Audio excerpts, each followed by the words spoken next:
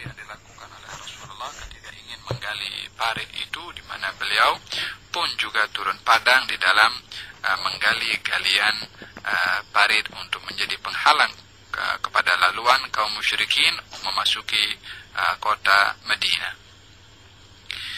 Sedang pendengar yang dirahmati oleh Allah Subhanahu wa taala, baginda yang pada waktu itu ikut bersama dengan kaum muslimin menggali galian parit.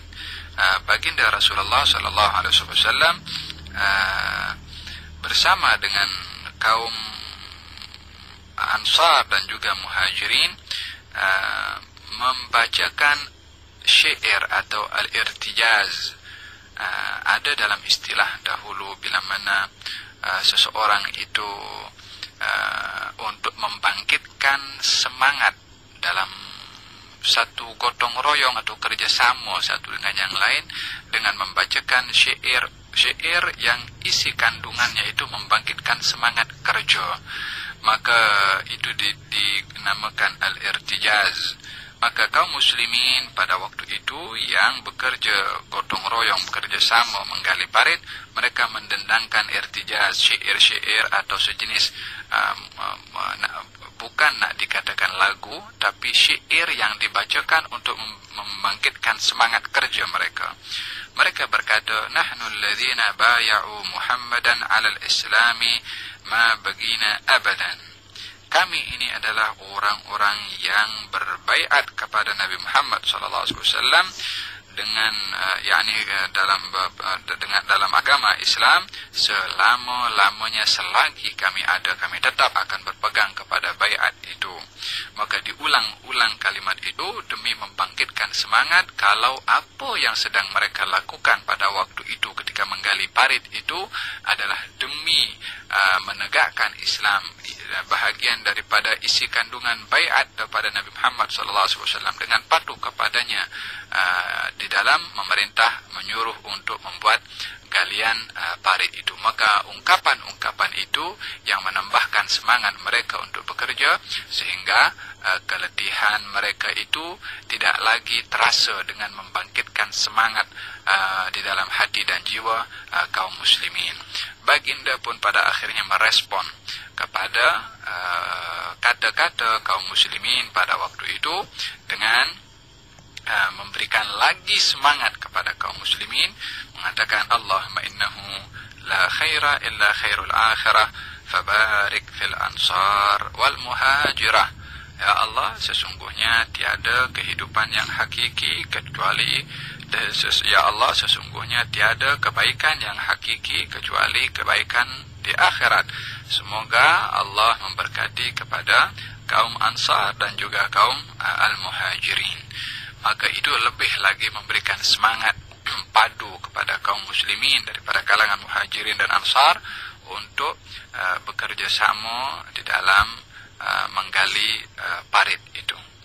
Al-Imam Al-Bukhari meriwayatkan dalam sahihnya daripada Jabir bin Abdullah, salah seorang sahabat Nabi Muhammad sallallahu alaihi wasallam yang saya pernah sentuh kisahnya pada perjalanan Jabir bin Abdullah bersama dengan Rasulullah dalam peperangan yang sebelumnya, di mana Jabir berjalan bersendirian di belakang oleh kerana ontanya itu terlalu lemah dan perjalanannya pun lambat. Maka baginda Rasulullah yang berada di belakang pada waktu itu jalan pun melambatkan perjalanannya demi menemani kepada Jabir bin Abdullah yang sedang berjalan bersendirian, ditemani sebagai teman, rekan dan sembang-sembang sepanjang perjalanan sampai ke kota Madinah. Dalam siri yang lalu saya sudah berbahaskan berkenaan dengan kisah tersebut antara Rasulullah dengan Jabir bin Abdullah.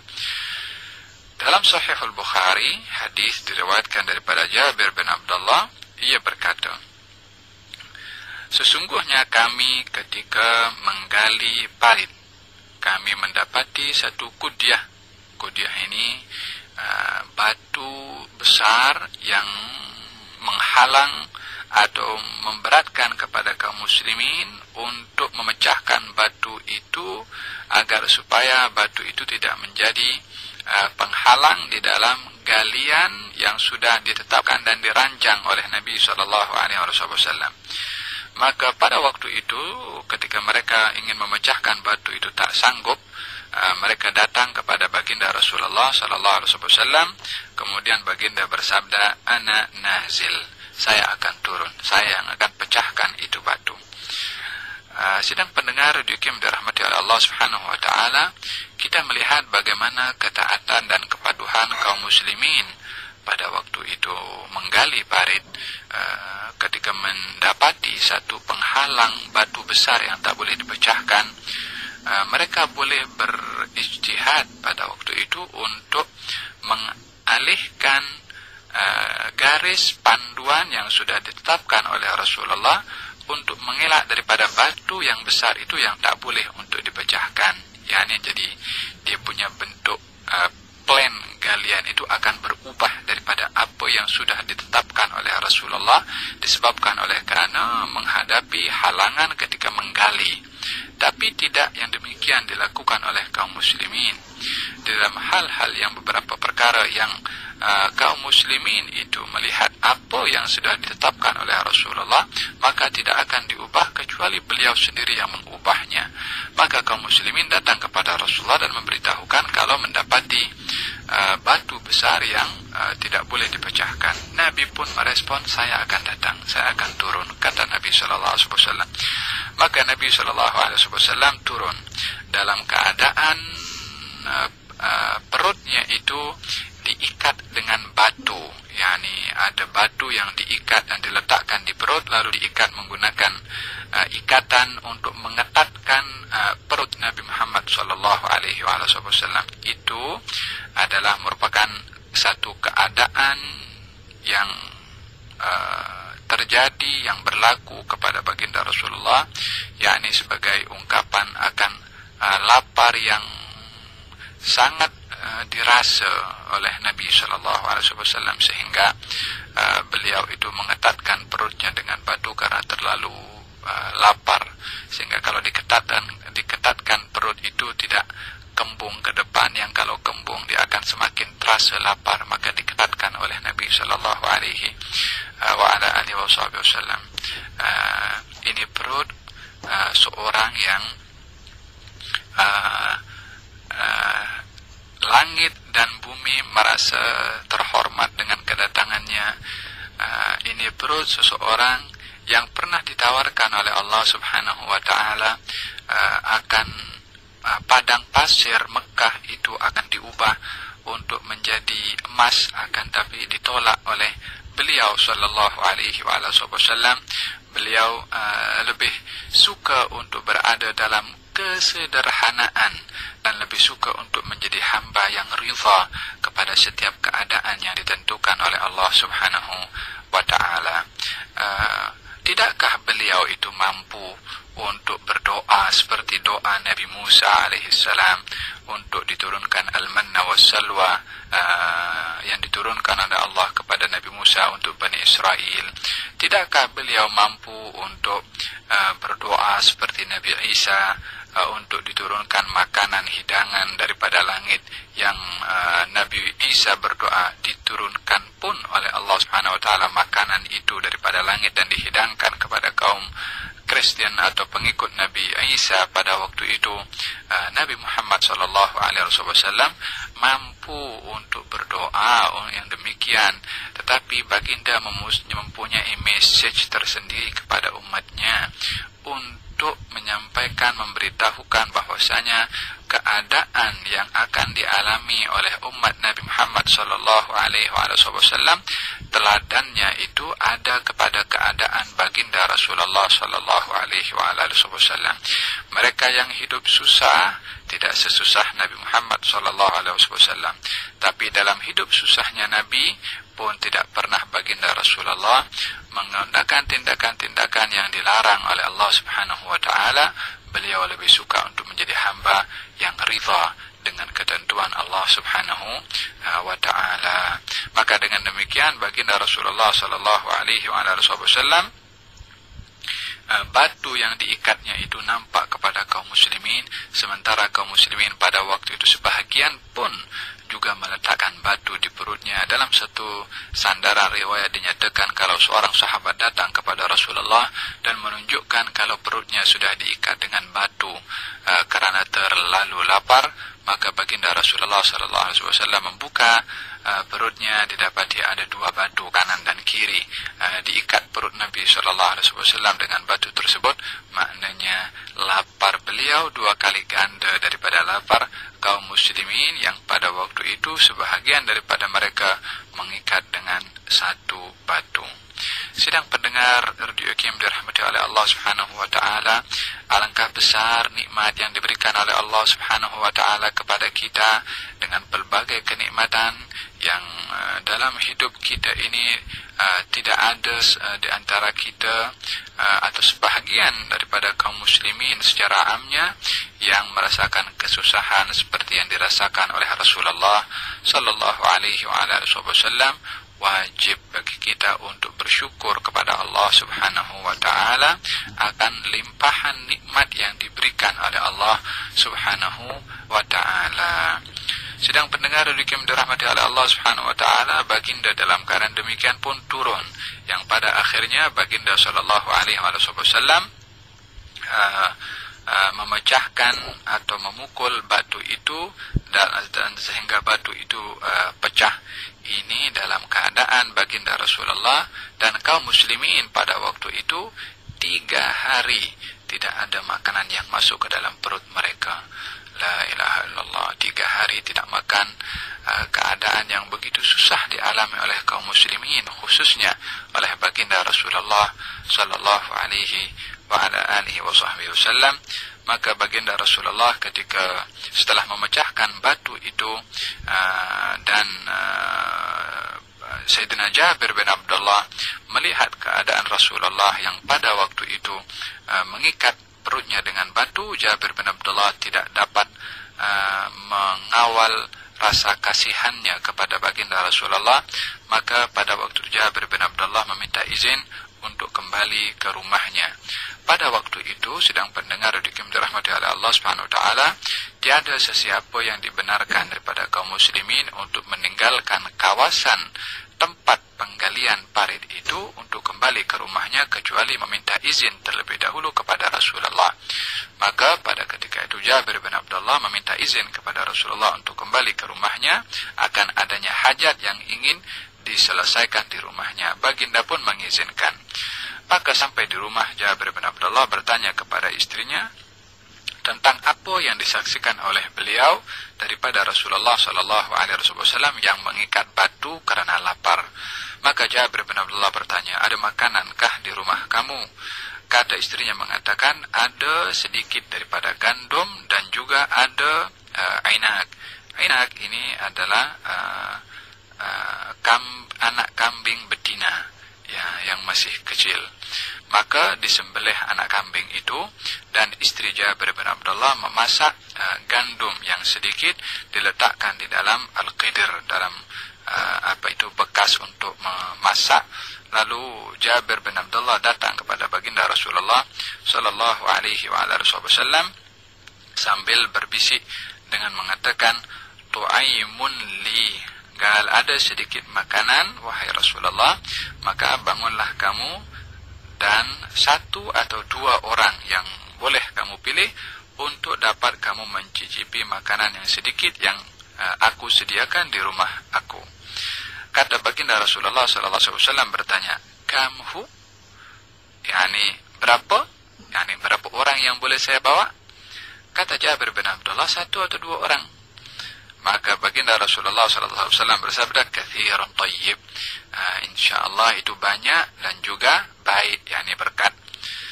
Maka baginda bersabda, la tanzi' al-burmata walal khubza min at-tannur hatta ati.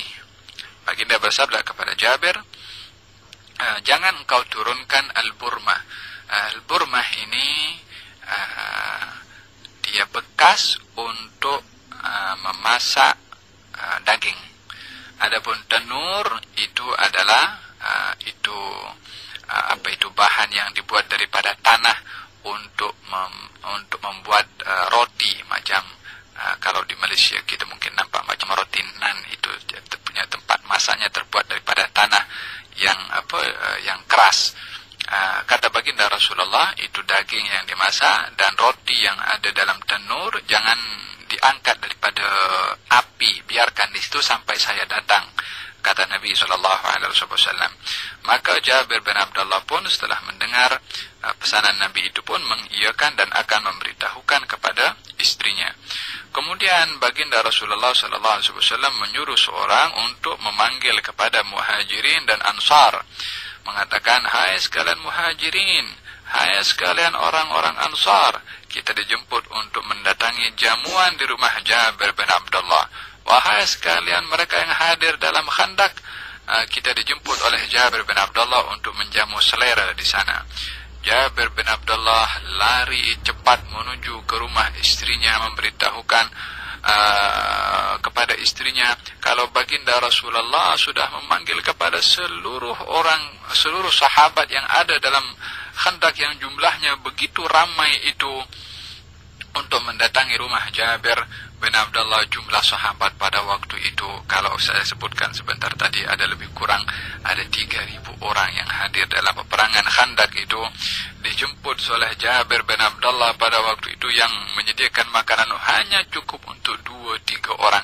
Jabir bin Abdullah risau, khawatir tidak dapat untuk memberikan jamuan sebenarnya karena baginda memanggil seluruh sahabatnya.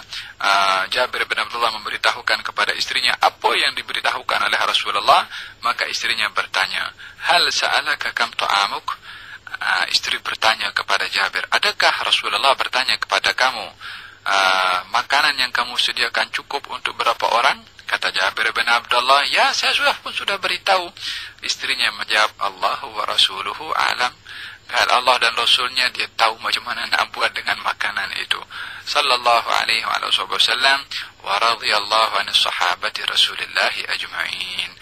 Keyakinan yang begitu mantap, kemantapan iman kepada Rasulullah sallallahu alaihi wa ala alihi wasallam. Walaupun seorang wanita bila mana meyakini kepada Rasulullah sebagai nabi, maka apa saja yang akan dibuat adalah penuh dengan bantuan dan kekuatan dari Allah subhanahu wa ta'ala. Maka Nabi pun masuk ke rumah Jabir bin Abdullah. Kaum muslimin yang pada waktu itu jumlahnya cukup ramai, mereka berdesak-desakan ingin mendahului yang lain untuk berada pada saf yang pertama untuk mendapatkan bahagian pemberian makanan yang pertama datang daripada Rasulullah SAW, karena mereka adalah khawatir tidak memperolehi atau makanan yang ada itu tidak cukup. Mereka sedar kalau mereka semua dalam keadaan lapar, mereka sedar jumlah bilangan mereka itu cukup ramai, sementara rumah Jabir bin Abdullah dan kemampuan Jabir bin Abdullah yang tergolong daripada sahabat yang miskin daripada kalangan sahabat Nabi SAW, tentunya tidak mereka para sahabat khawatir makanan itu tak cukup disediakan cukup untuk sekian ramai para sahabat Nabi SAW. Maka Nabi berpesan, udkhulu wala tadaghatu, masuklah kamu, tapi jangan kamu berdesak-desakan, yakni dengan perlahan-lahan satu demi satu, kata baginda Rasulullah SAW. Maka baginda Rasulullah menutup kepada mulut al-qidir itu, bekas untuk memasak daging itu, dan juga at-tanur itu untuk memasak, untuk membuat roti itu.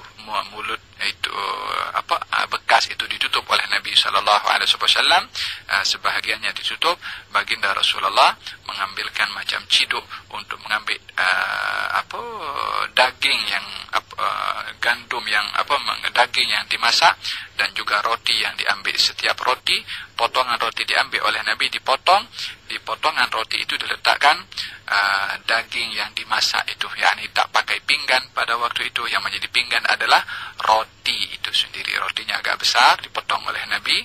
Pada setiap potongan roti itu Nabi ambil dengan menciduk daging yang dimasak, yang dihaluskan dan diletakkan di atas roti untuk menjadi lauk kepada roti tersebut ketika dimakan oleh para sahabat.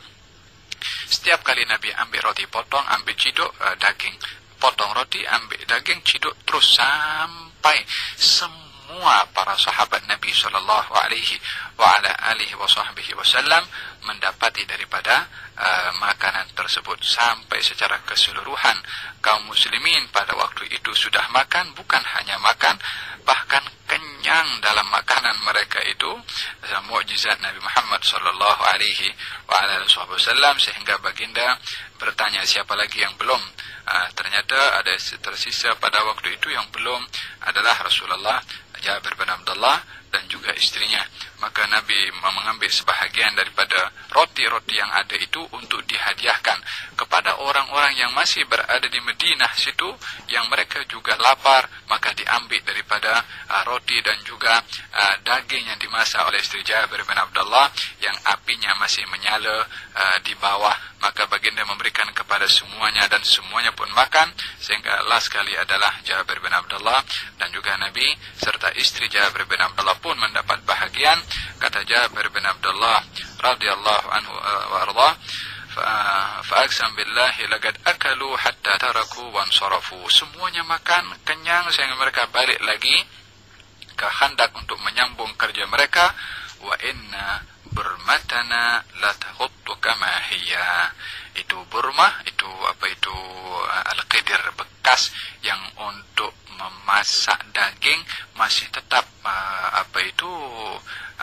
mendidih api, dan juga isinya masih penuh, macam tak berkurang pun daripada apa yang telah dimasak oleh istri Jabir bin Abdullah setelah sekian ramai sahabat Nabi Muhammad sallallahu alaihi wasallam makan.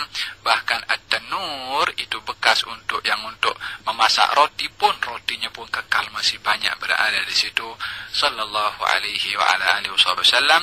Di antara mukjizat Nabi Muhammad sallallahu alaihi wasallam takthirul qalil, membanyakkan sesuatu yang sedikit. Dalam peristiwa yang lain, ketika baginda Rasulullah sallallahu alaihi wasallam mendapati kaum muslimin pada waktu itu ingin minum dan juga ingin berwudu, dan air yang ada pada waktu itu adalah hanya sedikit yang tak dapat mencukupi kepada keperluan kaum muslimin. Maka baginda Rasulullah meletakkan bekas yang berisi air yang sedikit itu, dan meletakkan telapak tangan baginda Rasulullah di dalam bekas tersebut. Kata perawi itu mengatakan bahwasanya saya melihat pancutan air daripada setiap jari Nabi Muhammad SAW begitu derasnya, sehingga air itu tumpah keluar, dan mereka para sahabat yang awalnya memerlukan kepada air, dan air yang ada awalnya adalah sedikit, mereka para sahabat dapat meminum air tersebut, dapat membasahi tubuh badan mereka, dapat berwudu daripada air itu. Semua sahabat yang jumlahnya pada waktu itu ratusan dapat berwudu, bahkan minum daripada air yang keluar daripada tangan ataupun jari-jari Nabi Muhammad sallallahu alaihi wa ala alihi wa sahbihi wasallam. Sidang pendengar Radio Eki yang dirahmati oleh Allah Subhanahu wa taala, ini adalah mukjizat yang terjadi kepada baginda Rasulullah sallallahu alaihi wa ala alihi wasallam. Daripada apa yang dijelaskan sebentar tadi, kita melihat bagaimana baginda adalah merupakan hamba yang amat ridha dengan keadaan yang Allah tentukan dan takdirkan baginda untuk berada dalam keadaan yang seperti itu. Apa yang saya maksudkan adalah baginda mempunyai sifat keridhaan yang tinggi, walaupun dalam keadaan baginda sangat lapar, bahkan meletakkan batu pada perutnya di dalam menjalankan tugas dan amanah Allah Subhanahu wa taala, tidak mengatakan ataupun tidak pun kecewa ataupun tidak merasa lemah semangat, dan tidak pun menjadikan tugasan Rasulullah yang merupakan amanah dari Allah Subhanahu wa taala menjadi sebab baginda untuk meminta segala jenis kemudahan demi untuk menjayakan amanah Allah Subhanahu wa taala.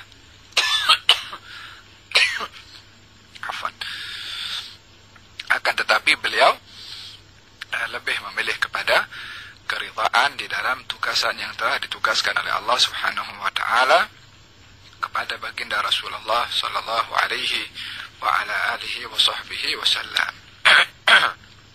Sidang pendengar dikim dirahmati oleh Allah Subhanahu wa taala, kita sampai kepada penghujung acara. Insyaallah kita sambung pada kelas yang akan datang. Wabillahi taufiq wal hidayah. Assalamualaikum warahmatullahi wabarakatuh.